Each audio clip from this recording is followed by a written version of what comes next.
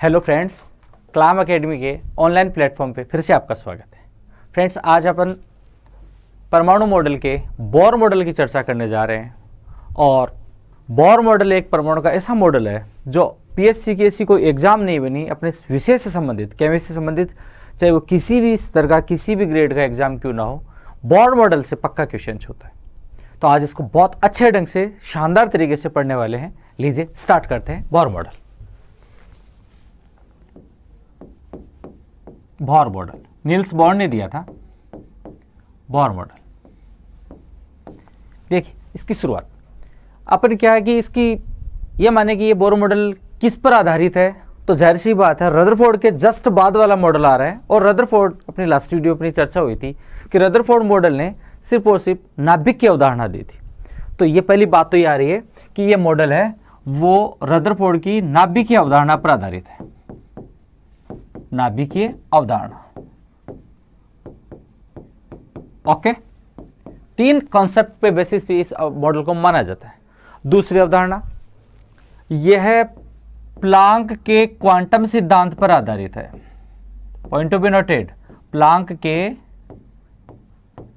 Quantum सिद्धांत पर आधारित है। क्वांटम सिद्धांत पर आधारित है।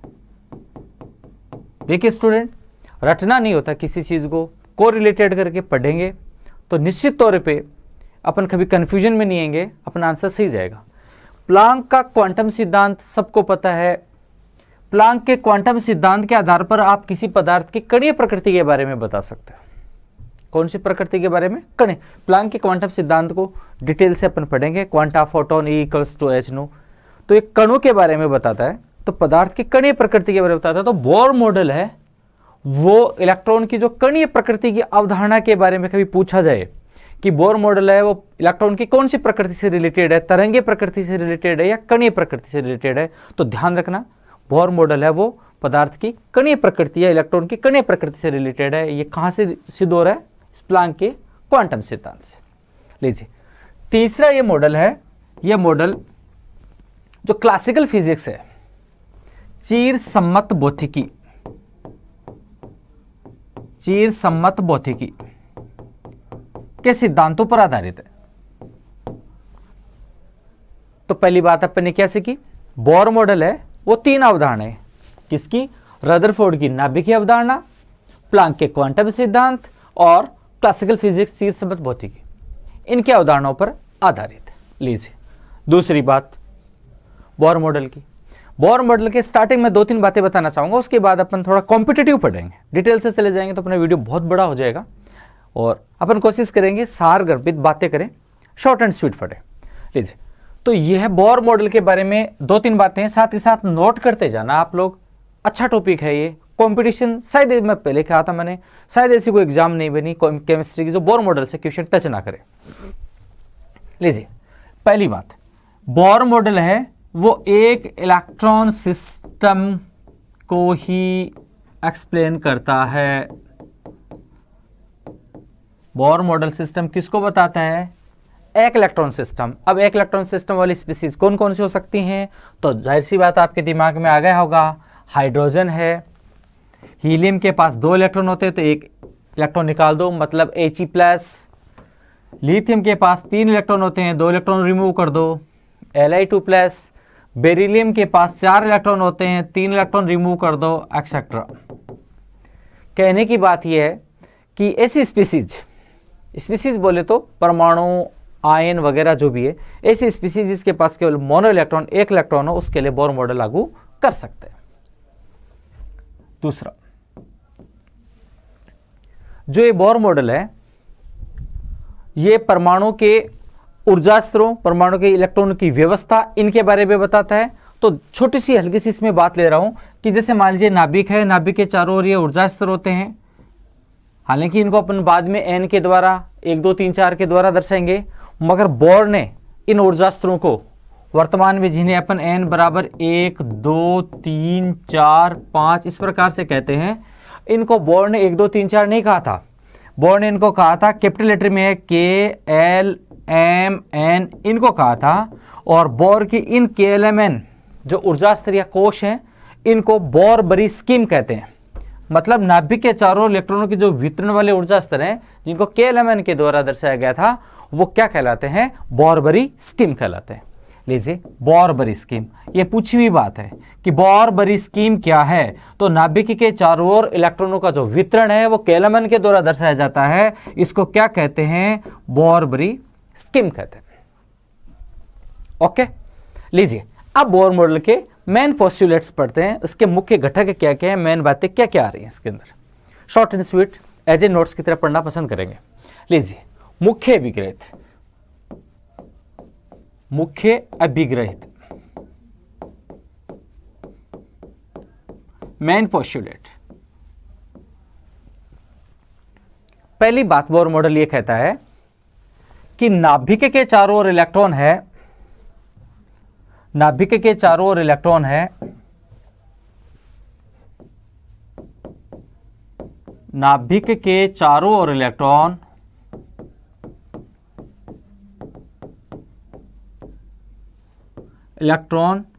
पॉइंट टू बी नोटेड, निश्चित, यह शब्द आना चाहिए, निश्चित वर्ताकार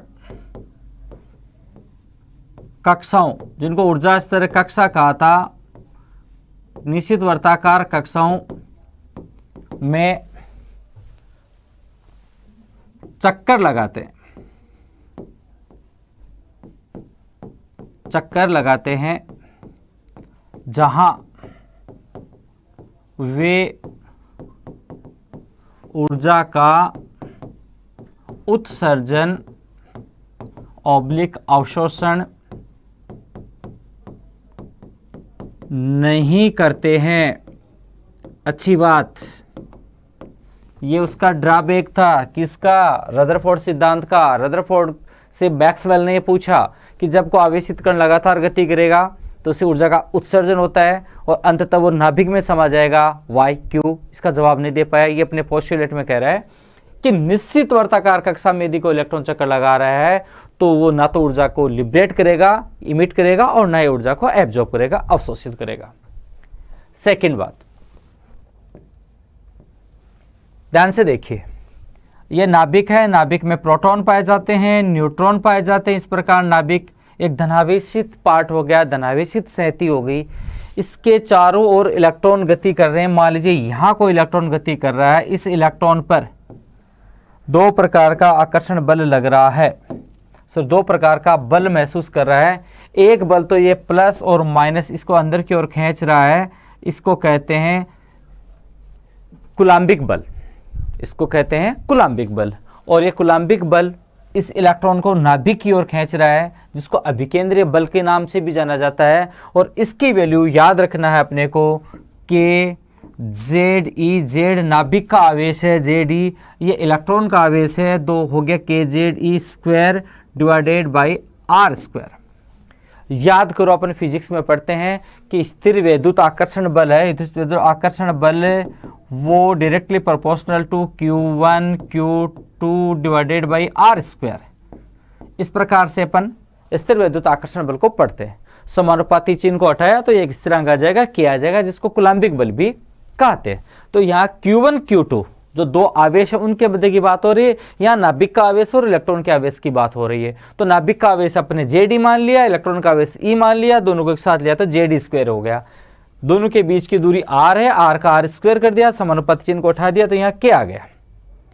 तो ये स्थिर वैद्युत आकर्षण बल कह दो, कुलाम्बिक बल कह दो, अभिकेंद्रीय बल कह दो, ये बल लग रहा है यहाँ पर। दूसरी बात, जब यह इलेक्ट्रॉन नाभिक में समा जाए, मान लीजिए आकर्षित कर रहा तो नाभिक में समा जाएगा। अब नाभिक में नहीं समाये तो इसके लिए क्या करेगा, ये इलेक्ट्रॉन रोटेट करेगा, गति करेगा, क्योंकि गति से इसके बाहर की ओर एक अपकेंद्रीय बल का निर्माण होगा जो इसको बाहर की ओर धकेलेगा। जैसे अपने एक नॉर्मल एग्जांपल, जैसे कोई स्टोन छोटा टुकड़ा है, कोई वस्तु को अपन रस्सी से बांध के ऐसे घुमाए, अचानक उसको छोड़ दे तो वो बाहर की ओर जाएगा। इसका मतलब क्या हुआ कि इस गति से, वर्ताकार पथ पे गति से इसके बाहर की ओर एक बल उत्पन्न हो रहा है और इस बल का नाम दे दिया गया अपकेंद्रीय बल। कौन सा बल नाम दे दिया? अपकेंद्रीय बल, जो वर्ताकार पथ पर गति के फलस्वरूप उत्पन्न हुआ है। और इस अपकेंद्रीय बल का मान आता है mv² बटा r। क्योंकि अपन कंपटीशन बेसिस तैयारी कर रहे हैं तो मैं यहाँ डिटेल में जाकर शॉर्ट में पढ़ाऊंगा, इससे संबंधित अपने क्वेश्चन क्या बनते हैं वहां मैं ज्यादा फोकस करूंगा इस चीज को। तो ये दोनों बल एक दूसरे के विपरीत लग रहे हैं, यदि इनमें से किसी का भी मान ज्यादा हुआ, यदि इसका मान ज्यादा हो तो इलेक्ट्रॉन अंदर की ओर आ जाएगा, यदि वेग वर्ताकार पथ पे गति बढ़ गई, इसका मान ज्यादा हो तो ये बाहर की ओर चला जाएगा। यदि एक दूसरे के विपरीत है और यदि काउंटर बैलेंस रहेंगे तो इलेक्ट्रॉन एक निश्चित वर्ताकार पथ पे गति करेगा। लीजिए, तो ये kz² बटे r square equals to mv² बटे r। बहुत अच्छी बात आ रही है ये, इसको अपने को बहुत अच्छे से याद करना है, रटना है, समझ में अच्छी बात है, वरना इसको बहुत 2 या 3 बार इसको रिपीट करना है, लिख लिख के याद करना है, इसको बहुत अच्छे से याद करना है। kz² बटे r² इक्वस टू mv² बटे r, मतलब ये अभिकेंद्रीय बल है और ये अपकेंद्रीय बल है। तो मैं इसके बारे में एक बात लिख दूं, मैं सॉरी इसके बारे में मैं एक बात बता रहा हूं और इसमें आपको ये कह दूं कि वर्ताकार पथ पे जो गतिशील इलेक्ट्रॉन है, गतिशील इलेक्ट्रॉन पर 2 बराबर कोमा विपरीत बल लगते हैं, विपरीत बल लगते हैं। एक बल तो हो गया कौन सा अपना कूलाम्बिक बल, या इसको मैं कह दूं अभिकेंद्रीय बल जो केंद्र की ओर लगता है, अभिकेंद्रीय बल। और दूसरा कौन सा लग जाएगा अपकेंद्रीय बल। ये अपकेंद्रीय बल तो गति के कारण लग रहा है और अभिकेंद्रीय बल है opposite charge attract to each other, विपरीत आवेशित आयन एक दूसरे को आकर्षित करें उसकी वजह से लग रहा है। और एक निश्चित वर्ताकार पथ पे गति करने के लिए आवश्यक यह है कि ये दोनों बल बराबर हो और एक दूसरे को काउंटर बैलेंस करें। ओके, तो ये फॉर्मूला अच्छे से याद करना, अपने कहीं ना कहीं काम में आने वाला है इन फ्यूचर। तीसरा मेन पोस्टुलेट इसका ये आ रहा है कि वर्ताकार पथ पर कोई इलेक्ट्रॉन गति कर रहा है, वर्ताकार पथ पे कोई इलेक्ट्रॉन गति कर रहा है तो उसका कोणीय संवेग यानी कि mvr है वो इक्वल्स टू nh/2π। कोणीय संवेग कितना, mvr इक्वल्स टू nh/2π के बराबर होगा। यहां ध्यान रहे n है वो कोई इंटीजर है, 1 2 3 इस प्रकार से इसकी वैल्यू होगी। अब यहां मैं थोड़ा सा आपको विस्तार से जाने वाला हूं। देखिए इसमें मैं क्या बताने वाला हूं आपको। अपन ने कहा कि कोणीय संवेग mvr equals to nh/2π, nh/2π। यहां ध्यान से देखना h तो स्थिरांक है, h तो स्थिरांक है, प्लांक स्थिरांक है। इसकी वैल्यू कितनी होती है 6 6 2 6 6 6 कितना 6 2 6 6 6 कितना 6 2 6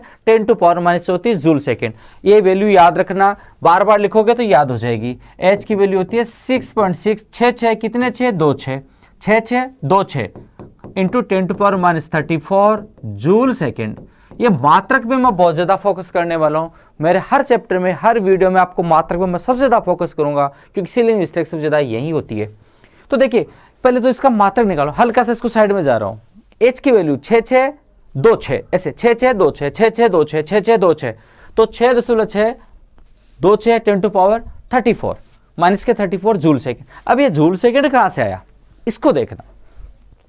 मैं ये कह सकता हूं क्या E equals to H nu, nu frequency है और न्यू के बारे में आप जानते हो न्यू इक्वल्स टू c/λ होती है। ओके, तो देखिए यहां h बराबर मैं क्या लिख सकता हूं E बटा न्यू और न्यू की जगह क्या लिख दो c/λ। क्या लिख दो भाई c/λ, ऊपर चला गया। ओके, c प्रकाश का वेग है, प्रकाश के वेग को मीटर प्रति सेकंड में लेते हैं। तो देखिए एनर्जी का मात्रक ले लिया मैंने जूल में, लेमडा तरंग दैर्ध्य है तो लेमडा किस में आएगा, दूरी है, एमकेएस पद्धति चल रही है तो मीटर में ले लें। ये लीजिए, ये ले लिया मैंने मीटर में। प्रकाश का वेग मीटर प्रति सेकंड तो ये मीटर ले लिया। ओके, और उसके बट्टा सेकंड तो बट्टे का बट्टा कहां चला जाएगा, ऊपर चला जाएगा। ये लीजिए सेकंड ऊपर आ गया, एम से एम कट गया, क्या आया जेएस। मात्रक नहीं भूलोगे, मैं पहले बता रहा हूं मात्रक रटना नहीं है और भूलना भी नहीं है, गलती भी नहीं करनी है। कैसे निकाला, अपने को फॉर्मूला आता है equals to H nu, H से मैंने इसका मात्रक निकाल लिया, वैल्यू याद रह जाएगी 6 6 2 6 6 6 2 6 माइनस के 34। ओके जी, अब तक अपने पास क्या आया, कोणीय संवेग mvr बराबर nh अपॉन 2π। मान लीजिए मैं एक बार n को छोड़ देता हूं, n को मैंने छोड़ दिया, ये लीजिए h2π। देखिए h स्थिरांक है, स्थिरांक को वापस यहां रखूं तो मैं इसको समानुपात में ले आ सकता हूं। तो मैं इसको ऐसे लिख सकता हूं कि देखो जरा mv समानुपाती 1/2πr। इस r को मैं इधर ले गया 2πr। तो देखो एक मोटा मोटा अपने पास एक आइडिया आ रहा है कि mv अपन मोमेंटम या संवेग कह रहे हैं, संवेग है वो किससे रिलेटेड आ रहा है, 2πr से। और 2πr तो किसी गोलाकार वृत्त की परिधि भी होती है। अब देखिए मैं इसको परिधियों कैसे कहां ले जाता हूं। जब कोई इलेक्ट्रॉन गति करता है तो वो तरंग के रूप में गति करता है, ऐसे, ओके, तरंग के रूप में गति करता है। और तरंग के रूप में गति करता है तो अपन उसका तरंग दैर्ध्य भी ज्ञात करते हैं। अब देखो कुछ स्टूडेंट, हो सकता है आप पढ़ रहे हो, आप स्टूडेंट बहुत अच्छे लिबरल हो, बहुत अच्छी मेहनती करने वाले हो, इंटेलिजेंट हो, पर कई बार अपने क्या थोड़ा सा समझने में दिक्कत हो जाती है कि ये तरंग दैर्ध्य अपन मोस्टली क्या करते हैं कि distance between two maxima and two minima known as wavelength, इस प्रकार से अपन पढ़ लेते हैं कि कोई दो अधिकतम उच्चिष्ट, कोई दो क्रमागत उच्चिष्ट और दो क्रमागत निम्नतम के बीच की दूरी को तरंग दैर्ध्य कहते हैं। अब ज्यादातर अपन बुक्स में पढ़ते हैं तो सीधा यहां से यहां तक ये लेमडा हो गया, तो भैया ये दूरी है वो लेमडा नहीं है, तो ट्रेवल पाथ है वो देखा जाता है। तो यहां से लेकर के इधर से जाकर के इधर से जाकर के यहां तक गए वो लेमडा है। ओके, क्या कह रहा हूं मैं, यहां से ऐसे ऐसे करके गए वो एक लेमडा है। अब सोचो जरा, ये जो इधर मुड़ा है इसको मैं इधर मोड़ दूं, थोड़ा सा बात तो बराबर ही है, मैं इधर चलूं तो उतना इधर चल जाऊं, और ये इधर मुड़ा है उसको मैं इधर मोड़ दूं तो देखो एक सर्कल बन गया, बना कि नहीं बना, ओके, एक सर्कल बन गया। और सर्कल की दूरी कितनी होती है भाई, इसकी परिधि का मान कितना होता है, 2πr, कोई दिक्कत नहीं है, 2πr। अब देखो जरा, अपन ने यहां से लेकर के यहां तक, कहां से लेकर के कहां तक, यहां से लेकर के यहां तक ये दूरी है ना, इसको अपन ने क्या कहा था, एक लेमडा। तो इतनी दूरी को मैं कह दूंगा एक साइकिल, एक चक्कर, उसको एक लेमडा। और इतनी दूरी को मैं क्या कह सकता हूं, 2πr। अब देखिए इसको मैं कैसे रिलेटेड कर रहा हूं। अब देखो अपन इसको ऐसे भी तो पढ़ सकते हैं, ये नाभिक है और ये इसका ऊर्जा स्तर है। अब बोर एक बात ये भी कह रहा है, हालांकि इसको मैं डिटेल से लिखवा नहीं सकता, अपने पास समय अभाव की कमी है। बोर ये कहता है कि किसी नाभिक के चारों ओर अनंत ऊर्जा स्तर होते हैं। क्या होते हैं, अनंत ऊर्जा स्तर या कोष होते हैं, और केवल इलेक्ट्रॉन उन्हीं कोषों में चक्कर लगाता है जिनका 2πr मल्टीपल हो, या उसका तरंग दैर्ध्य क्या, उसका गुणज हो। कैसे, देखिए मान लीजिए यहां पर पहले वाले ऊर्जा स्तर में मान लीजिए यहां इलेक्ट्रॉन गति कर रहा है, इसका एक तरंग दैर्ध्य, दूसरा तरंग दैर्ध्य, तीसरा तरंग दैर्ध्य, चौथा तरंग दैर्ध्य, पांचवा, छठा, और छठा के बाद पूरा 7 भी नहीं आ रहा है और 6 भी पूरा नहीं हो रहा है, मतलब 6.5 के आसपास जा रहा है। तो इस पथ पर इलेक्ट्रॉन गति नहीं करेगा, ये इलेक्ट्रॉन का कोष नहीं बन पाएगा। मान लीजिए सबसे लास्ट वाले की बात कर रहा हूं, यहां एक तरंग दैर्ध्य है, दूसरा तरंग दैर्ध्य, तीसरा तरंग दैर्ध्य, चौथा तरंग दैर्ध्य, पांचवा तरंग दैर्ध्य और छठा तरंग दैर्ध्य, पूरा टच हो गया।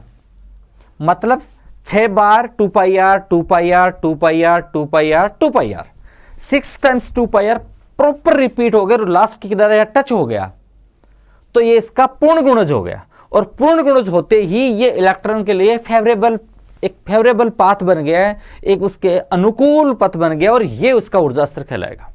तो बोर क्या कह रहा है, सुनो ना, बोर ये कह रहा है कि नाभिक के चारों ओर अनंत ऊर्जा स्तर होते हैं और इलेक्ट्रॉन केवल उन्हीं कोषों में चक्कर लगाएगा, उन्हीं ऊर्जा स्तर में चक्कर लगाएगा जो उसका तरंग दैर्ध्य से जो अपने 2πr बनाया था, वो 2πr उसका क्या होता रहे, मल्टीपल होता रहे। यदि बराबर मल्टीपल हो रहा है, 6 टाइम्स हो जाए, 10 टाइम्स हो जाए, 1000 टाइम्स हो जाए, मतलब n इक्वल्स टू 1 2 3 4 5 है डॉट डॉट डॉट डॉट, इतना मल्टीपल आ रहा है, तो वो पथ उसके लिए अनुकूलतम है, फेवरेबल पाथ है। ओके, लीजिए, तो इस प्रकार से मैं कह दूं क्या कि जैसे मान लीजिए जो मैंने ऊर्जा स्तर बनाया है इसके 6 टाइम रिपीट हुआ, तो इसके कितने टुकड़े हो गए, 6 2πr के टुकड़े हो गए, हुए कि नहीं हुए।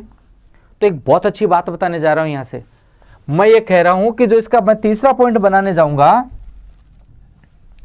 जो अपन इसका तीसरा पॉइंट बना रहे हैं, सॉरी इसका जो तीसरा पॉइंट है वो उसको मैं ये कह दूं क्या कि वर्ताकार पथ पे जो गतिशील इलेक्ट्रॉन का जो कोणीय संवेग है वो mvr equals to n h upon जो 2 पाई होता है।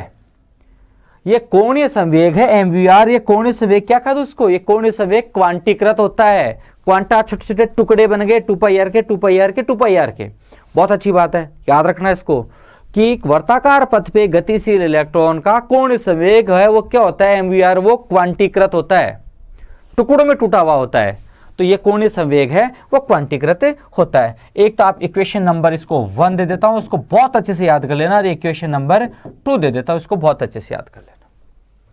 बाकी की बोर मॉडल के अन्य पोस्टुलेट्स हैं, थोड़ी सी हल्की सी रीडिंग लगाएंगे, बात करेंगे, मगर सबसे महत्वपूर्ण आपको ये 1 और 2 ये चीजें सबसे ज्यादा फोकस रखनी है। इसके अलावा और पोस्टुलेट्स अपन रीड कर रहे हैं। लीजिए 3 पोस्टुलेट के बाद चौथी बात बोर मॉडल ये कह रहा है, बोर मॉडल ये कह रहा है कि यदि इलेक्ट्रॉन गति कर रहा है किसी ऊर्जा स्तर में तो वो ना तो ऊर्जा का अवशोषण कर रहा है ना उत्सर्जन, ये अपनी पहली बात बता दी।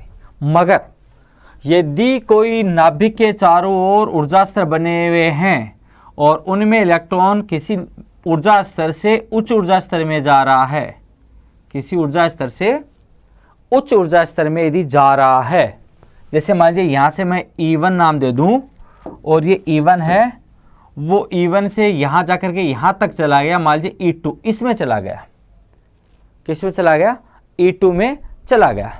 तो ध्यान रखना निम्न ऊर्जा स्तर से उच्च ऊर्जा स्तर में जाएगा तो ये ऊर्जा क्या करेगा, ग्रहण करेगा, और वो ऊर्जा फोटोन के रूप में, क्वांटा के रूप में ग्रहण करेगा, और उसकी वैल्यू कितनी आएगी, E=h का। मल्टीपल ये भी हो सकता है, ये बंडल है ऊर्जा का। कोई कहे मैं तो 2 बंडल लेके उच्च ऊर्जा स्तर में जाऊं, कोई कहे मैं 10 लेके जाऊंगा, तो जाओ, ये भी क्वांटीकृत होता है।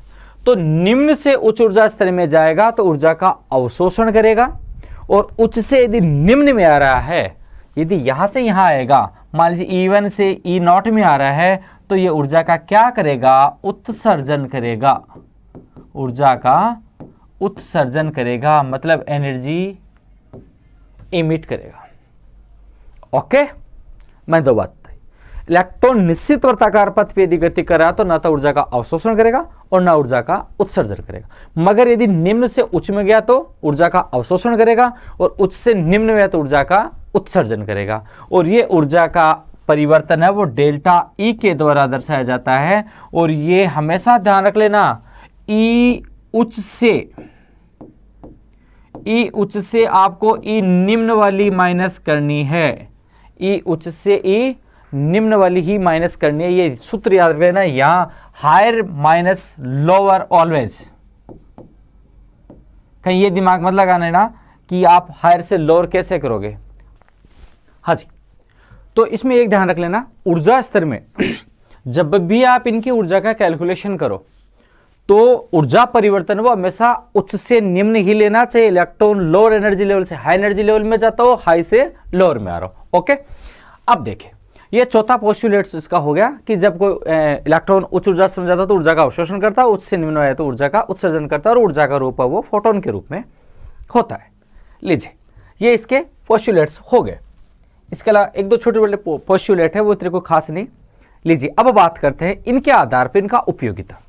तो देखिए अब बोर मॉडल के आधार पर मैं किसी कोश की त्रिज्या ज्ञात करने जा रहा हूं, इलेक्ट्रॉन की ऊर्जा ज्ञात करने जा रहा हूं, इलेक्ट्रॉन का वेग ज्ञात करने जा रहा हूं। इसको 3 रूप में पढ़ेंगे बच्चों, क्योंकि इसको एक साथ डेरिवेशन के रूप में पढ़ लिया तो बच्चा कंफ्यूजन में आ जाता है, इसको बोरियत महसूस करता है और अच्छे से याद नहीं कर पाता। तो इसको अपन कैसे याद करते हैं वो देखिए। इसके 3 पार्ट ज्ञात करेंगे अपन, एनर्जी ज्ञात करेंगे, इलेक्ट्रॉन की ऊर्जा ज्ञात करेंगे, और किसी कोश की त्रिज्या ज्ञात करेंगे। तो पहले सबसे पहले मैं ले रहा हूं कि बोर ऑर्बिट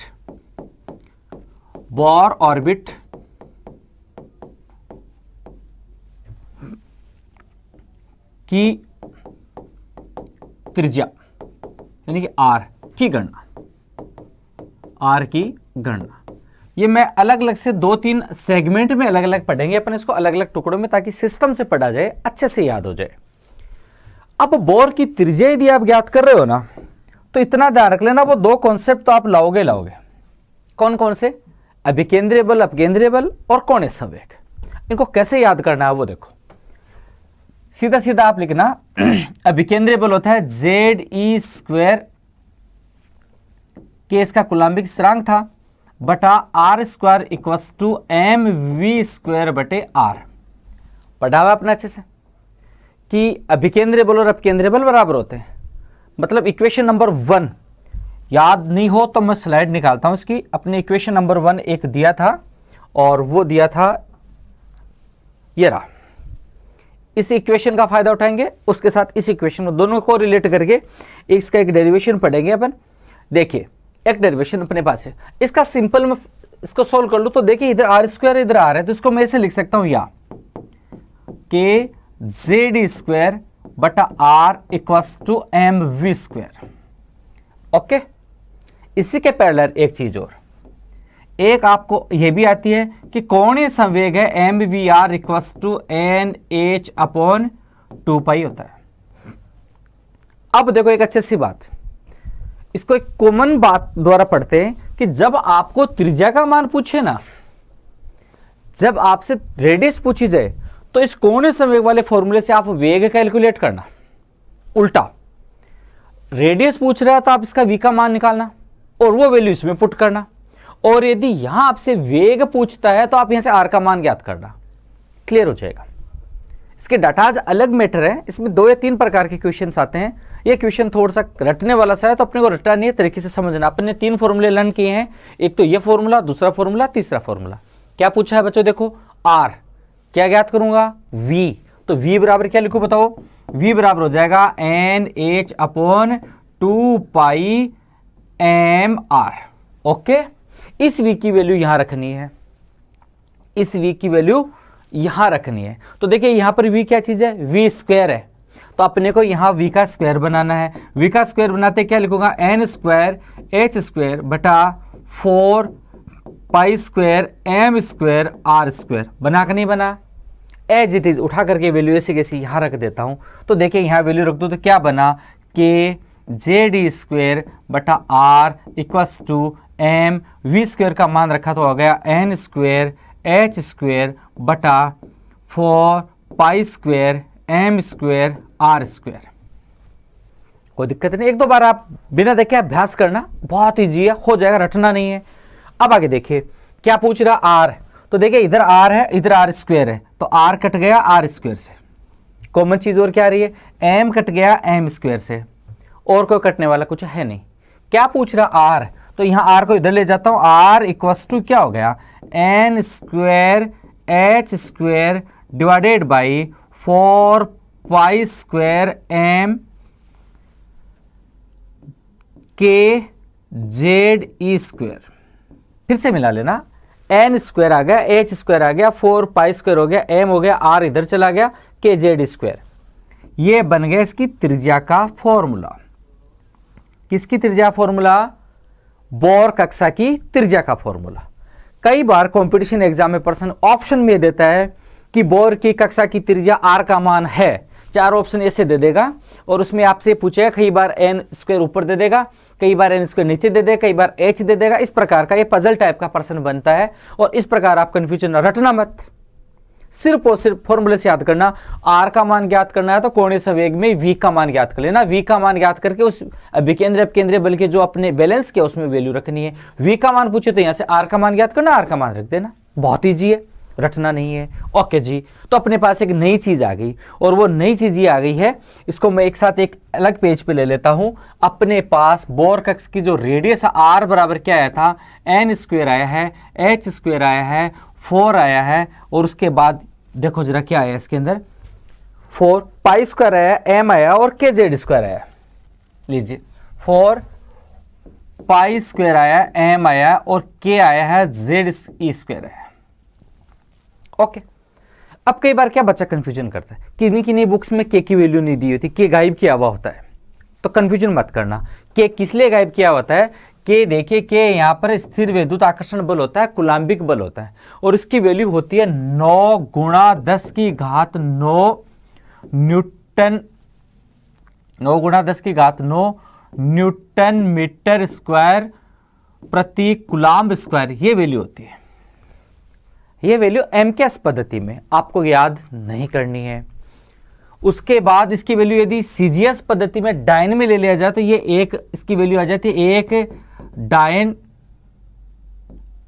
एक डायन प्रति कूलम्ब स्क्वायर, इस प्रकार से आ जाती है। तो इसकी वैल्यू एक आ गई, तो वो इसको CGS पद्धति में एक मान करके वो वैल्यू रख देगा, तो एक गायब कर दिया। तो इसमें कंफ्यूजन कभी मत करना, हो सके जहां तक अपने को तो K की वैल्यू रखनी है, K का मान साथ में रखना है, क्योंकि NCERT की बुक K रख रही है और NCERT की बुक रख रही है तो अपने को सबसे ऑथेंटिक किताब NCERT है, अपने लिए भगवान है वो। NCERT बुक हमेशा पढ़नी है, अच्छे से पढ़नी है। ओके, देखिए ये अपने पास एक R का मान आ गया। उसके बाद अपन बात करते हैं,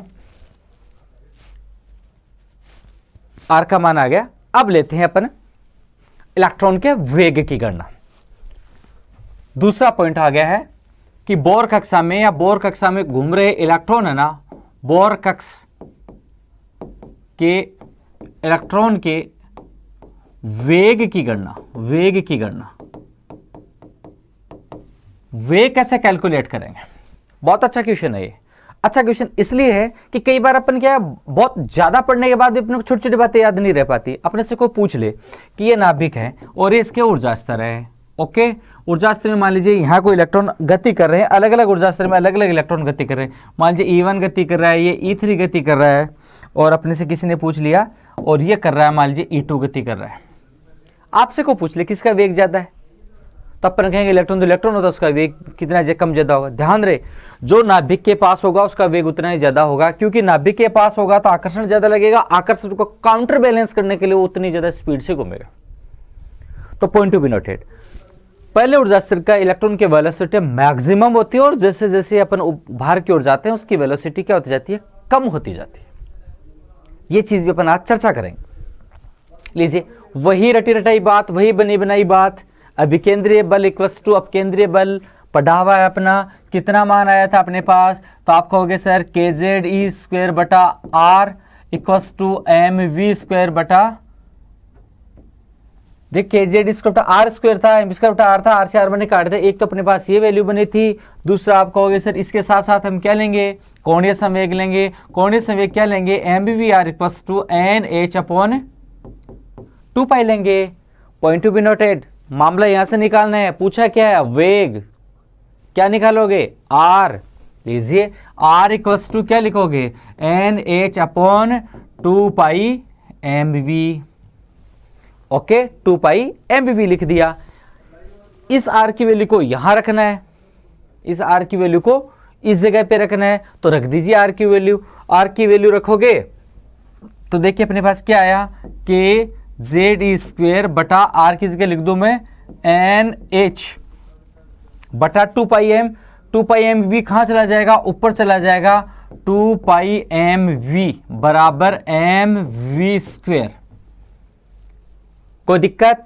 कोई दिक्कत नहीं है। जो कट रहा है वो काट दो, यहां v है, इधर v² है, यहां m है, यहां से m कट गया, तो अपने पास सीधा सीधा आ गया v बराबर क्या आ गया, kZe² 2π डिवाइडेड बाई NH।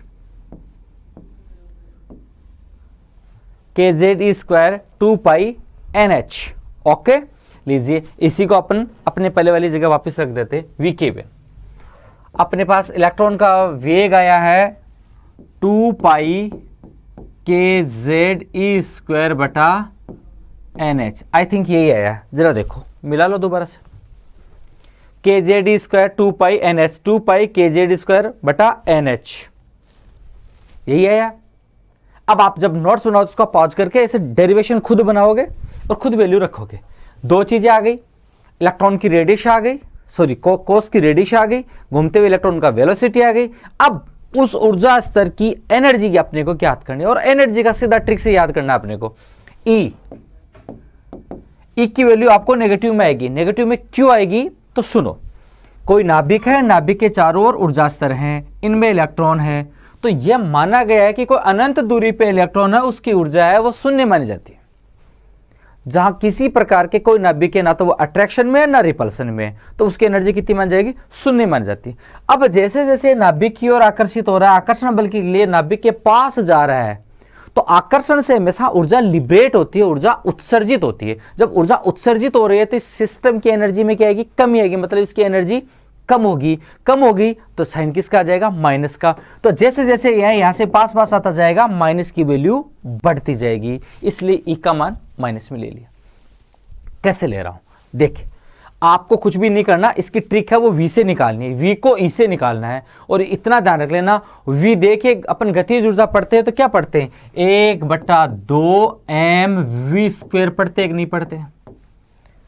हालांकि इसकी derivation kinetic energy plus potential energy के इक्वल होती है। अब उसकी स्थितिज ऊर्जा वो kjd² और गतिज ऊर्जा उसकी वैल्यू रख करके कैलकुलेशन, लंबी डेरिवेशन है, अपने को कॉम्पिटिटिव बेसिस पे पढ़ना है तो मैं उसको थोड़ा शॉर्ट एंड स्वीट कर रहा हूं कि आप वी का मान तो आपने उस तरीके से निकाल लिया, सिस्टम से अच्छे से निकाल लिया, नहीं रटा। अब आप ई का मान निकालो तो एक फॉर्मूला याद कर लो, 1/2 mv²। इसमें वैल्यू किसकी रख दो, इस वी की वैल्यू रख दो। तो देखिए इसकी वैल्यू रखूं मैं तो मेरे पास क्या बनता है, जब इसको घर पे आप बनाओ बैठ करके तो उसको पॉज करके वीडियो को अच्छे से नोट कर लेना। यहां वापिस रख रहा हूं, देखो 1/2 m, v का मान ये आ रहा है, v का स्क्वायर करना है। v का स्क्वायर करोगे तो क्या हो जाएगा, 2 का हो जाएगा 4 π², फिर क्या आ जाएगा बोलो k², फिर क्या आ जाएगा z² e⁴ divided by n² और h²। आया कि नहीं है, n² h²। अब देखो जरा, 2 से क्या कट गया, 4 2 आ गया, और को कुछ कट रहा है तो काट दो, और नहीं कट रहा तो कोई दिक्कत नहीं है। नहीं कट रहा तो ई का मान रख दो। ई का मान रखेंगे तो देखिए अपने पास क्या आया, k² z² e⁴ π² m, और शुरू में 2 और रह गया था, ये 2, ये माइनस को मैं हटा रहा हूं यहां से। माइनस का मतलब मैंने समझा दिया आपको, ये आकर्षण के कारण एनर्जी उत्सर्जन ऊर्जा में कमी आ रही है, बस इतना सा रखना।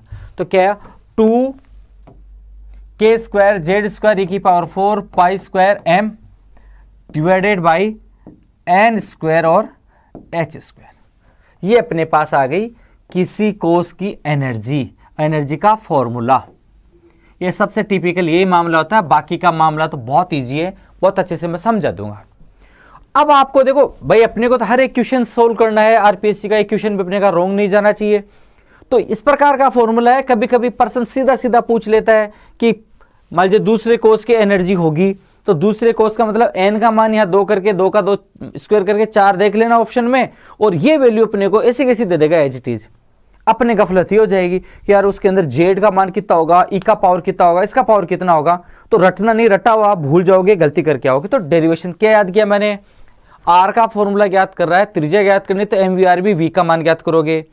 v का ज्ञात कर रहे हो तो कोणीय संवेग में r का मान ज्ञात करके उस वैल्यू रखोगे।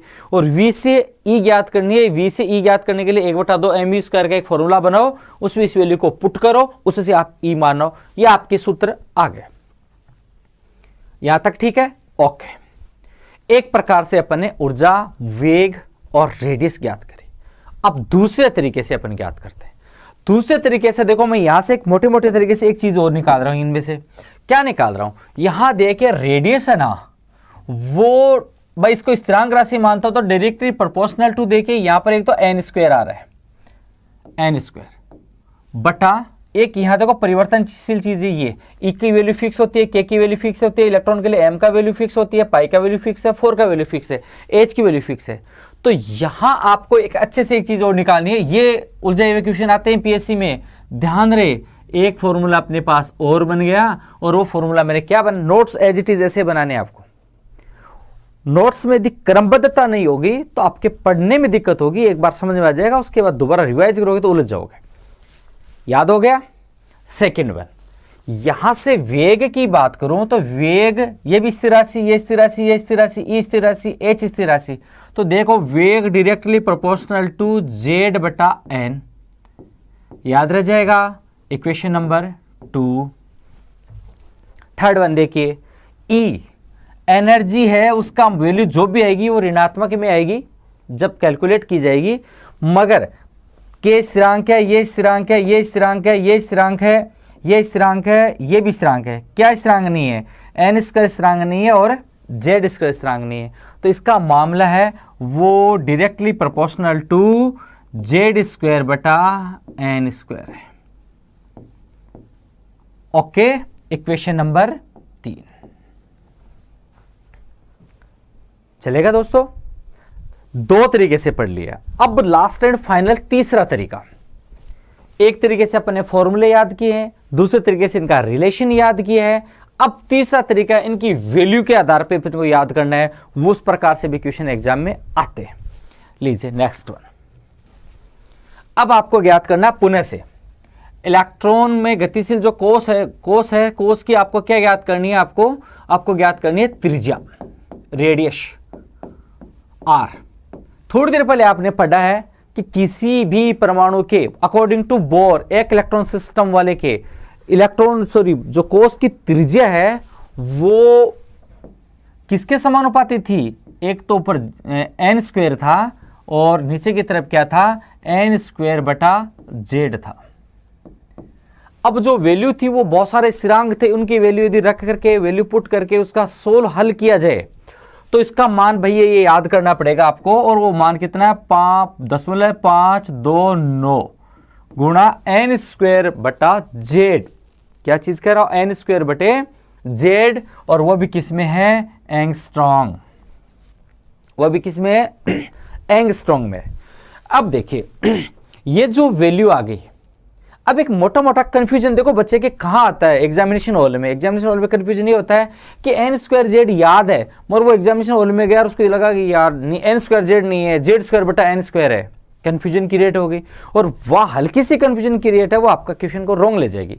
तो देखना यहाँ एक छोटा छोटा मोटा मोटा आइडिया, एक जनरल आइडिया रखो ना कि देखिए नाभिक है और इसके ये ऊर्जा स्तर हैं, ये नाभिक और इसके क्या है? ये ऊर्जा स्तर हैं। तो देखो नाभिक से त्रिज्या ये R1 दे दूं पहले ऊर्जा स्तर की, ये तीसरे की R3 दे दूं, तो देखो एक नॉर्मल आइडिया लग रहा है। बोलो R1 की वैल्यू ज्यादा है या R3 की वैल्यू ज्यादा है? तो आप कहोगे सर ये तो R3 की वैल्यू ज्यादा है। R3 की वैल्यू ज्यादा है तो देखो इसके लिए n का मान कितना आया? इसके लिए n का मान आया 3 और इसके लिए आया n का मान 1।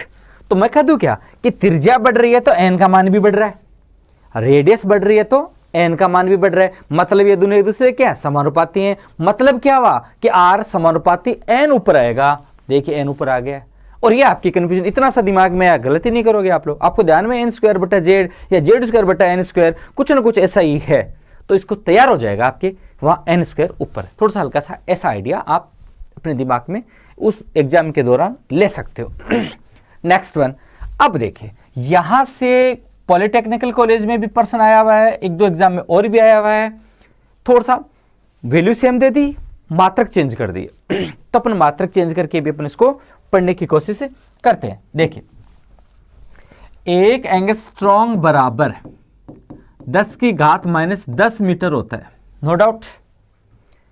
इसको आपको तो मैं ऐसा लिख सकता हूं क्या? 10 की घात -9 गुणा 10 की घात -1, या ये कह दो 0.1 मीटर। एक ही बात है बस, जब बेस समान हो तो घातें जुड़ जाती हैं। अभी हम मत सोचना इस लेवल का क्यों पढ़ा रहे हो। कुछ बच्चे ऐसे भी हैं जिनकी बेस बहुत कमजोर है, अपने को वो भी तैयार करना है। 10 की घात -9, 10 की घात -1 को 0.1 कह दिया। अब 0.1 10 की घात -9 मीटर को मैं क्या कह सकता हूं? आप कहोगे सर नैनोमीटर कह दो। तो देखिए ये वैल्यू ये भी तो हो सकती है, R = 0.05, क्योंकि 0.1 आ गया ना गुणा में, 0.0529 इंटू एन स्क्वायर बटा जेड। एंगस्ट्रॉन्ग की जगह क्या आ जाएगा? nm, nanometre. मैं पहले बाद में फिर से कह रहा हूं दोस्तों, आप इन मात्रकों को बहुत अच्छे से पढ़ना। कंफ्यूजन ये क्रिएट होगी, पीएससी का कोई भी पेपर इतना स्टैंडर्ड का नहीं होता है, सिर्फ बेसिक चीजें पूछते हैं, बेसिक चीजें अच्छे से याद कर लेना। ओके, दो बातें। अब जो पॉलिटेक्निक कॉलेज में एक पर्सन आया हुआ उसको मैं बता दूं, सेम टू सेम ये के ऑप्शन थे, ये के ऑप्शन थे। इसमें क्या चेंजेस दिया अगले वाले ने? यहां चेंजेस कर दिया। देखिए एंगस्ट्रॉन्ग बराबर 10 की घात -10 मीटर होता है। यदि इसी एंगस्ट्रॉन्ग को मैं ये कह दूं कि इसको एंगस्ट्रॉन्ग को मैं पिकोमीटर में बदलूं, तो मान लीजिए पिकोमीटर में कैसे बदलूं? 1 एंगस्ट्रॉम बराबर 10 की घात माइनस 10 मीटर है। ओके, और ये वैल्यू जो भी है 529 ये गुणा में आ रही है जो भी है। मैं थोड़ा सा उसको और सोल्व कर रहा हूं। मान लीजिए मैं दोनों पदों में सेम ऑपरेशन कर सकता हूं, 10 to power minus 2, 10 to power minus 2। कोई दिक्कत आपको? सर कोई दिक्कत नहीं भाई, ऊपर नीचे सेम पदों में सेम ऑपरेशन किया जा सकता है। अब देखिए 10 की घात माइनस 10 और 10 की घात माइनस 12, इसको एक साथ सामूहिक रूप से 1 पिकोमीटर कह सकता हूं। 1 picometre 1 pm 10 to power minus 12 metre. और 10 की घात माइनस 2 को ऊपर ले जाऊंगा तो 10 की घात प्लस की 2, मतलब 100 से मल्टीप्लाई हो जाएगा। ये 100 से मल्टीप्लाई होगा तो इसकी वैल्यू हो जाएगी 52.9 एन स्क्वायर बटा जेड पिकोमीटर। दोस्तों ये एग्जाम आरपीएससी के एग्जाम में पर्सन आया हुआ है, और ये कहां से आया हुआ है मैं आपको बता दूं, आपकी एनसीईआरटी जो माध्यमिक शिक्षा बोर्ड राजस्थान अजमेर के द्वारा संचालित है, उनकी जो बुक्स हैं उनके अंदर ये वैल्यू ही दे रखी है 52.9 एन स्क्वायर बटे जेड पिकोमीटर। तो अपने को हर स्तर की तैयारी करनी है, और ये ऑप्शन सेम दे देगा, एक वैल्यू चेंजेस ये करके ये दे देगा और कुछ गड़बड़ दे देगा। तो आपको यहां ये सब बातें अच्छे से याद करनी है। ओके, तो अपने पास त्रिज्या की 3 वैल्यू और आ गई, 1, 2 और 3। अब इसके थोड़ा ग्राफिकल रिप्रेजेंटेशन है, इससे संबंधित क्वेश्चन यदि इस वीडियो में अपने समय रहा तो मैं इससे संबंधित क्वेश्चन दूंगा, वरना ये कंटेंट अपलोड मिल जाएंगे आपको, इससे संबंधित पर्सन सोल्व करने। अब आपको सर पर्सन कैसे आए, कैसे सोल्व करें इसके संबंधित हल्का सा आइडिया दे रहा हूं, क्योंकि मुझे उसके वेलोसिटी और एनर्जी और इसमें वीडियो में अपलोड करनी है। तो देखिए यहां क्या आ रहा है, आर डायरेक्टली समानुपाती एन स्क्वायर बटा जेड। तो अपन ये कह देंगे कि भाई एक स्पीसीज के लिए एक ही परमाणु की बात कर ले, तो एक ही परमाणु के लिए अलग अलग त्रिज्याओं का मान, जैसे R1 अनुपात R2 अनुपात R3 की बात करें एक ही परमाणु के लिए, तो सब में जेड तो कॉमन हो गया, तो उनकी जगह क्या आ जाएगा, बराबर इसी का n स्क्वायर हो जाएगा, n1 का स्क्वायर हो जाएगा, n2 का स्क्वायर हो जाएगा। तो देखिए मैं इसको ये कह दूं क्या, 1 का स्क्वायर अनुपात 2 का स्क्वायर अनुपात 3 का स्क्वायर। ओके, तो ये कितना हो जाएगा, 1 अनुपात 4 अनुपात 9। कई बार इसको थोड़ा सा यूँ कर देता है कि यदि इसको R1 बराबर ही R अनुपात R2 R3 हो जाए, तो इसको 1 स्क्वायर 2 स्क्वायर 4 स्क्वायर, तो इसको 1R, इसको 4R, इसको 9R, 4 स्क्वायर कर दे तो इसको कितना आ जाएगा 16R। इस प्रकार के मैं क्वेश्चन इसमें अपलोड कर दूंगा, आप उनको सोल्व करना ये कंटेंट में। अब इनका अंतर पूछ लेता है, देखो यहाँ पर्सन में रीजनिंग और दे देगा, अगले वाला मेंटल एबिलिटी और दे देगा कि किन्हीं दो क्रमागत ऊर्जा स्रोत की त्रिज्याओं का अनुपात क्या है या त्रिज्याओं का अंतर क्या है। तो देखिए पहली एनर्जी लेवल और दूसरे एनर्जी लेवल की त्रिज्या अनुपात कितना आ गया, 3R आ गया। दूसरे और तीसरे के बीच में कितना आ गया, 5R आ गया। तीसरे और चौथे के बीच में कितना आ गया, 7R आ गया। मेरी बात को समझने की कोशिश करना, मैंने क्या पढ़ाया यहाँ पर, मैंने ये पढ़ाया कि नाभिक है और ये ऊर्जा स्तर, इनके पहला दूसरा तीसरा, तो ये पहला ऊर्जा स्तर, ये दूसरा, ये तीसरी ऊर्जा। तो इनके मध्य ये जो गैप है ये कितना है, R1 और R2 के मध्य 3R जितना है। ये गैप कितना है, ये है दूसरे और तीसरे बीच में, देख लो दूसरे और तीसरे बीच में कितना है 5R, इस प्रकार का। तो पर्सन कितनी गहराई का भी बन सकता है और पर्सन सुपरफिशियल भी बन सकता है।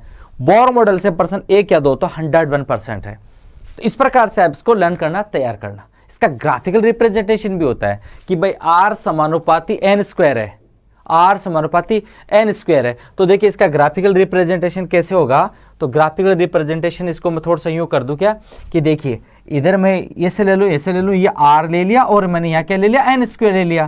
तो इसका ग्राफ कैसे आ जाएगा, ऐसा आ जाएगा। यदि मैं R ले लूँ और n ले लूँ, तो देखिए R समानुपाती n स्क्वायर के है, यदि n आया तो इसकी वैल्यू बहुत ज्यादा हो जाएगी, तो एक ग्राफ इधर से घूम जाएगा ऐसे। तो आपसे ग्राफिकल रिप्रेजेंटेशन का यदि क्वेश्चन देता है तो आप इसको अच्छे से ऐसे याद कर लेना। ओके बच्चों, अब लीजिए अपन बात करते हैं इलेक्ट्रॉन की वेग की। त्रिज्या का मान कितना आया, 10.529 n स्क्वायर बटे जेड। अंत में किस में आ रहा है, एंगस्ट्रॉन्ग में। एंगस्ट्रॉन्ग के आधार पर सारी वैल्यूज अपने चेंज करके देख लिया। अब लेते हैं अपन इलेक्ट्रॉन का वेग। इलेक्ट्रॉन का वेग वो भी विभिन्न ऊर्जा स्तरों में। इसका सूत्र अपने अलग से स्लाइड पे अपलोड कर रखा है। अब इलेक्ट्रॉन के वेग की बात कर रहे हैं। तो देखिए इलेक्ट्रॉन का जो वेग होता है वो कितना होता है, तो सुनो इसकी एक छोटी सी ट्रिक बनाते हैं कि मान लीजिए ये नाभिक है और नाभिक के चारों ओर ये ऊर्जा स्तर है, ऊर्जा स्तरों में कौन गति कर रहा है, इलेक्ट्रॉन गति कर रहा है। अब बेचारा इलेक्ट्रॉन गति कर रहा है, गति कर रहा है, गति कर रहा है, ऐसे गति कर रहा है, यूं लग रहा है जैसे मानो वो शादी में फेरे ले रहा है, अपनी शादी में फेरे ले रहा है। कौन? इलेक्ट्रॉन। इलेक्ट्रॉन की यदि शादी हो रही है तो अपन जानते हैं कक्षक में इलेक्ट्रॉन जोड़े के रूप में पाया जाता है। मान लीजिए एक उसकी वाइफ है, एक वो खुद है, और ये इलेक्ट्रॉन यहाँ पर क्या कर रहा है, फेरे ले रहा है। अब देखिए जब इलेक्ट्रॉन की शादी होती है तो एक इलेक्ट्रॉन बारात लेकर के भी आया है। अब बारात लेकर के आया तो देखिए हमारे शेखावाटी है अपने राजस्थान में बारात को जान भी कहते हैं, कि जान में जा रहे हैं और जान में जावा, ऐसा कुछ बोलते हैं। तो आप बारात को जान मान लेना और प्रोग्राम को सेरेमनी मान लेना, मतलब कोई जो फंक्शन हो रहा है उसको अपन सेरेमनी कह रहे हैं। देखिए अब इलेक्ट्रॉन की शादी हो रही है, फेरे ले रहे हैं। तो देखिए इलेक्ट्रॉन की शादी कर रहा हूं तो जेंट्स इलेक्ट्रॉन है, उसकी उम्र है, लड़की की उम्र कितनी होगी, 21 साल का होगा। ओके, और लड़की, इलेक्ट्रॉन लड़की कितने साल की होती है भाई, लड़की को शादी की उम्र कितनी होती है, 18 साल की होगी। लीजिए जनाब 18 साल की। एक लाइन को मैंने मेरे पहले वाली वीडियो में मैंने आर नोट की वैल्यू याद हो तो पता हो, एक लाइन को मैंने डॉट में बदला था। तो ये लीजिए 2.18 याद कर लेना, 21 साल का लड़का है, 18 साल की लड़की है, शादी हो रही है, फेरे ले रहे हैं। और फेरे ले रहे हैं तो फेरे कितने होते हैं, 7। 7 फेरों के 7 वचन बताते हैं पंडित जी। एक आजकल 8वां वचन और चल रहा है, कन्या भ्रूण हत्या नहीं करनी है, ऐसा कुछ। तो कितने वचन हो गए, 8। ये लीजिए 21 साल का इलेक्ट्रॉन लड़का, 21 साल की इलेक्ट्रॉन लड़की, फेरे ले लिए, वचन निभा लिए, कितने, 10 की घात 8। लड़का क्या लेकर के आया शादी में, बारात। बारात को अपने क्या कहा था, जान, ऐसे याद रख लेना। ये देखो जान, जा और ने, जान नहीं बोलोगे, हालांकि किसी ट्रिक है, अपने तो याद करना है। जान लेकर के आ गया जी, 21 साल 18 साल की शादी हो गई, 8 वचन ले लिए फेरों में। और ये क्या था, फंक्शन था। फंक्शन को मैं क्या कह रहा हूं, सेरेमनी, सीएम कह दिया। अब देखिए वेग का सूत्र होता है दूरी बटा समय, एकांक समय में तय की गई दूरी, दूरी बटा समय। दूरी अपन ने किस में ली, सेंटीमीटर में, समय मात्रक और लगा दो तो सेंटीमीटर प्रति सेकेंड। नहीं भूलोगे, याद रह जाएगा। अब देखिए इसका कन्वर्जन, दूसरा कन्वर्जन इसका, ये जो सेंटीमीटर है इसको मैं यदि मीटर में कन्वर्ट करूंगा तो आप जानते हो 1 मीटर में 100 सेंटीमीटर होते हैं और 1 सेंटीमीटर 10 की घात -2 मीटर होता है। तो ये मेरा पढ़ा है लास्ट वीडियो में, तो 10 टू पावर कितना हो जाएगा, 6Z/n। कोई दिक्कत, कोई दिक्कत नहीं। अब देखिए यहां मात्रक अवश्य देख लेना, मीटर प्रति सेकेंड। अब मैं इसी मीटर को, अब एग्जाम में अगले वाला आपको कंफ्यूजन करने के लिए क्या करेगा, मीटर वाली वैल्यू थोड़ी गड़बड़ दे दे, सेंटीमीटर वाली वैल्यू थोड़ी गड़बड़ दे दे और मीटर को किलोमीटर में बदल दे। तो इन क्वेश्चनों का कोई अंत नहीं होता। ये आपकी मेंटल एबिलिटी पर निर्भर करते हैं, आप कितने अवेयर हो, उसके प्रति कितने सजग हो, इन चीजों पर निर्भर करता है। तो मान लीजिए इसके किलोमीटर ले हो तो इसके 10 टू पावर 3 कर देना, 6 से कितना आ जाए, 10 टू पावर 3 किलोमीटर प्रति सेकंड हो जाएगा। तो जब भी एग्जामिनेशन हॉल में ज्यादा उतावले मत हो जाना कि ये मेरे को तो आ रहा है, पढ़ा हुआ है, बहुत अच्छे से पढ़ा, मात्रक अवश्य देख लेना। लीजिए ये हो गया इलेक्ट्रॉन का वेग, नहीं भूलोगे बच्चों। मैंने बोर मॉडल को 3 तरीके से पढ़ाया, फॉर्मूला अलग तरीके से याद करना है, रिलेशन उनका अलग तरीके से याद करना है, वैल्यू उनको अलग तरीके से याद करनी है। अब इससे संबंधित क्या बात आ रही है, देखिए V समानुपाती Z, मतलब कहने की बात यह है कि जितना ज्यादा प्रोटॉनों की संख्या बढ़ेगी इलेक्ट्रॉन का वेग उतना ही ज्यादा होगा। और एक V समानुपाती 1/n, मतलब परमाणु के अंदर n की वैल्यू बढ़ेगी। ये n के मान बढ़ रहे हैं, 1 2 3, n के मान बढ़ेंगे तो उसका वेग क्या होगा, कम होता जाएगा। तो एक मोटा मोटा आइडिया, एक नॉर्मल सा क्वेश्चन पूछ लूँ मैं कि लिथियम परमाणु की बात कर लूँ, मैं लिथियम 2+ की बात करूंगा। बोर तो एक इलेक्ट्रॉन के बारे में बताता है। लिथियम 2+ के पहले ऊर्जा स्तर में इलेक्ट्रॉन E1 है और दूसरे में E2 है, मान लीजिए यही वहां चला जाएगा। बताओ वेलोसिटी किसकी ज्यादा होगी, E1 की ज्यादा होगी या E2 की? आपको सर E1 की ज्यादा होगी, एक बात। दूसरा, ऐसा एक तत्व और ले लो, जैसे मान लीजिए सोडियम 10+ वाला ले लो, काल्पनिक। सोडियम के पास 11 प्रोटॉन होते हैं और 1 इलेक्ट्रॉन है। अब इसी की बात कर दो, ये नाभिक है और इसके पहला ऊर्जा स्तर, इसके अंदर जो इलेक्ट्रॉन गति कर रहा है E1 और दूसरा मान उत्तेजित होकर यहां चला गया E2। बताओ E1 की ज्यादा है E2 की? तो आपको होगी सर E1 की ज्यादा है। मैं एक चीज और पूछ रहा हूं, इसके E1 की ज्यादा है या इसके E1 की ज्यादा है? बोलो लिथियम के E1 की ज्यादा आएगी या सोडियम के E1 की ज्यादा आएगी? तो देखो एक चीज तो दोनों में कॉमन आ गई है, दोनों के लिए n का मान सेम है, इसका n1 है, इसका भी n1 है, तो ये मामला तो नहीं बैठेगा n का मामला। तो अब किस पर निर्भर करेगा वेग? z पर। z बोले तो परमाणु क्रमांक, z बोले तो प्रोटॉनों की संख्या। अब बताओ सोडियम में प्रोटॉन कितने होते हैं? 11, और उसके अंदर प्रोटॉन कितने होते हैं? 3। ज्यादा स्पीड से किसका गति करेगा? इसका गति करेगा। तो दो बात बताई मैंने आपको, किसी ने भी नाभिक के चारों ओर इलेक्ट्रॉन यदि गति कर रहा है तो अलग अलग परमाणु के पहले पहले ऊर्जा स्तर में इलेक्ट्रॉनों का वेग सभी में समान होगा, अलग अलग होगा? अलग अलग होगा। पहली बात, एक ही परमाणु के अलग अलग कोषों में इलेक्ट्रॉन का वेग अलग अलग होगा। ओके, जितना नजदीक होगा उतना फास्ट, जितना दूर होगा उतना ही स्लो। इससे संबंधित क्रॉस क्वेश्चन आते हैं 1 2 3, वो एक कंटेंट आपको अपलोड मिल जाएगा।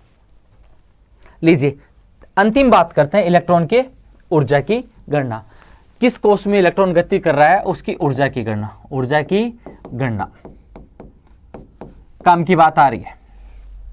अब देखो थोड़ी देर पहले अपन ने कहा कि इलेक्ट्रॉन बारात लेकर के गया, बारात को अपन ने जान कहा, शादी करी, फेरे लिए। अब की बार ई ऊर्जा है, ऊर्जा का मतलब अपन लड़की के पिताजी की बात करते हैं, और लड़की का पिताजी अपनी बेटी की शादी कर रहा है, और शादी में अच्छा खासा धन भी खर्च होता है, बेचारा डिप्रेशन में आता है। मतलब E4 एनर्जी ना होकर के E4 इनकम सोर्स बात कर रहा हूं, तो उसकी ई में क्या आ गई है? कमी आ गई है। तो देख लेना ये लड़की का बाप और उसकी एनर्जी में, इसके धन में कमी आ गई है, क्योंकि इसने अपनी दो बेटियों की शादी करी है। कितनी बेटियों की शादी करी है? 2 की। तो देखिए यार ये 2 बेटियां कितनी कितनी उम्र की शादी वाली बेटियां हो सकती हैं? तो आप कहोगे सर 18 साल की। ये लीजिए, कोई दिक्कत? 18 साल की 2। और जब 2 बेटियों की शादी है तो बारात भी कितनी आएगी? 2 आएंगी, मतलब 2 जान आएगी, Z² बटा N²। ओके, और ये मात्रक याद रख लेना, जूल प्रति एटम, नहीं भूलोगे। देखो V को याद करवा दिया, 21 साल, 18 साल, 10 की घात 8 शपथ जान। ई को याद कैसे किया? 2 की शादी 18 साल की है, और जान कितना है कि 2, तो Z² N², नहीं भूलोगे। अब बचा क्या? रेडियस में। रेडियस में देखो इनमें ZN चल रहा था, उसमें उल्टा था N² Z। ओके, याद रह जाएगा, कोई दिक्कत नहीं है।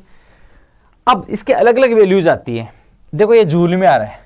अब जूल की वैल्यू के बारे में अपन जानते हैं कि 1 जूल बराबर क्या होता है? 1 जूल बराबर 10 की घात 7 अर्ग भी होता है। होता कि नहीं होता है? होता है। वैल्यू दे रखी है जूल में, ये माइनस में ध्यान रख लेना है, वैल्यू दे रखी है जूल में। अब देखिए इसको अर्ग में कन्वर्ट करो तो लिख दोगे -2 1.8 इंटू 10⁻, ये प्लस के साथ यहां जोड़ोगे तो कितना आ जाएगा? -11 Z² बटा N²। जूल की जगह क्या आ जाएगा? अर्ग प्रति एटम, अर्ग प्रति एटम। ओके, तो ई का मान कितना है? -2.18 × 10⁻11 Z² बटा N² अर्ग प्रति एटम। अब अपन क्या करेंगे? एक जूल का मान अर्ग में, 1 जूल और 10 की घात 7 अर्ग है, अर्ग की वैल्यू इसमें रख दी। अब यदि अपन चाहें कि नहीं इलेक्ट्रॉन वोल्ट में लें, तो देखिए 1 इलेक्ट्रॉन वोल्ट, तो इलेक्ट्रॉन वोल्ट, इलेक्ट्रॉन पे आवेश कितना होता है? 1.6 × 10 की घात -19 कुलाम। कुलाम इंटू वोल्ट क्या हो जाएगा? जूल। ये वैल्यू यदि यहां पुट करेंगे ना, तो ये अपने पास वैल्यू आएगी माइनस में 13.6 × Z² बटा N²। ध्यान रखना, इलेक्ट्रॉन वोल्ट प्रति एटम। ये 2-3 बार आप इसको रिपीट करोगे, अच्छे से याद हो जाएगा। इसी के साथ साथ ये जो इलेक्ट्रॉन वोल्ट प्रति एटम आ रहा है, इसी को आप कैलोरी में कन्वर्ट करोगे तो यही वैल्यू किस में आ जाएगी? कैलोरी में आ जाएगी। न्यूमेरिकल ज्यादातर आपको इस चीज से सोल्व करने हैं, और इसी से ही सोल्व करने पड़ेंगे। अब आपको कि सर इससे संबंधित न्यूमेरिकल क्या आ सकते हैं, तो देखिए इससे संबंधित ये अच्छा टॉपिक आ रहा है। इस टॉपिक को बहुत अच्छे से इसके न्यूमेरिकल सोल्व करना, अलग अलग एनर्जी लेवल पे सोल्व करना कैसे करोगे?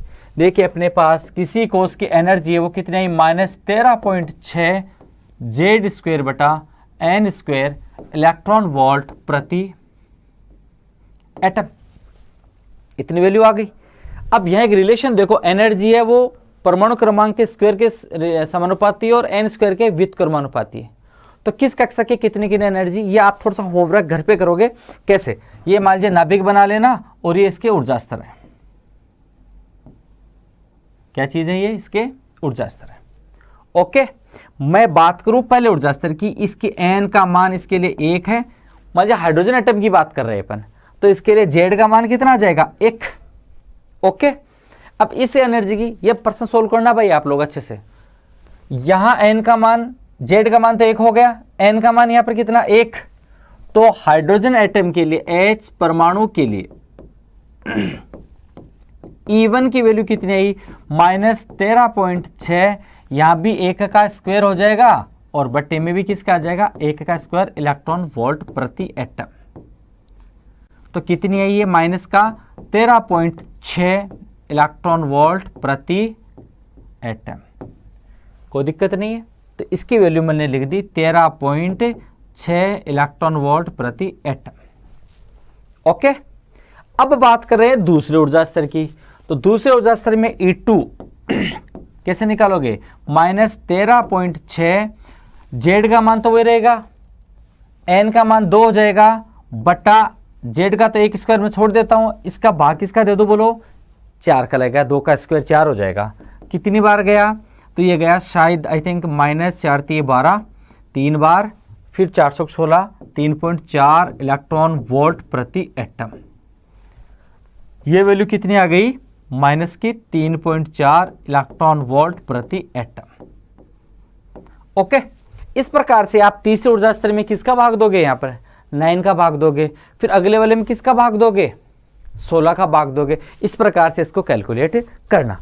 अब एक चीज इसके अंदर एक्स्ट्रा और पढ़नी है आपको, और वो कौन सी पढ़नी, एनर्जी से संबंधित थी। E डायरेक्टली प्रोपोर्शनल टू, यहां पर ध्यान रख लेना, जेड स्क्वायर और एन स्क्वायर। अलग अलग ऊर्जा स्रोत से आपको रिलेटेड पूछ ले तो इसके अंदर आपको रिलेशन ये देना है कि जैसे मान लीजिए एक ही परमाणु है, उसके अलग अलग ऊर्जा स्तर हैं। एक ही परमाणु की बात करें तो जेड तो कट जाएगा, ओके, इसकी वैल्यू भी कट जाएगी, तो अपने पास इसकी एनर्जी आ जाएगी E1 ratio E2 ratio E3 ratio E4। मान ली इनके ऊर्जा स्तर की बात कर रहा हूं मैं, और इनकी वैल्यू, जेड तो कॉमन है, कट गया, क्या बचा, एन का, एन भी बट्टे में आ रहा है, तो इसका आ जाएगा 1/n स्क्वायर, का मतलब 1 का स्क्वायर हो जाएगा, अनुपात 1/2 का स्क्वायर हो जाएगा, 1/3 का स्क्वायर हो जाएगा, 1/4 का स्क्वायर हो जाएगा, 1/1/4 अनुपात 1/9 अनुपात 1/16।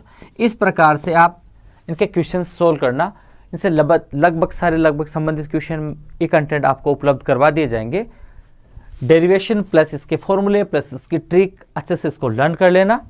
इसके ड्रॉबैक बोर मॉडल के क्या है, तो ये स्पेक्ट्रम के बारे में नहीं बता पाया कि इसके अंदर स्पेक्ट्रम वो ऐसा तत्व हो रहे हैं, तो इसके अंदर लाइन स्पेक्ट्रम क्या होता है, और इसके साथ साथ ये जो सूक्ष्म स्पेक्ट्रम होते हैं उनके बारे में नहीं बता पाया। इसके साथ साथ ये जीमान प्रभाव और स्टोक प्रभाव, जो चुंबकीय क्षेत्र की उपस्थिति में स्पेक्ट्रम रेखाएं विपाटित हो जाती हैं, वो जीमान प्रभाव, विद्युत क्षेत्र की उपस्थिति में विपाटित हो जाती हैं, वो स्टोक प्रभाव, इसके बारे में नहीं बता पाया। तो इनका अध्ययन है वो आगे वाले मॉडल्स के अंदर अपन करेंगे। Okay, thank you.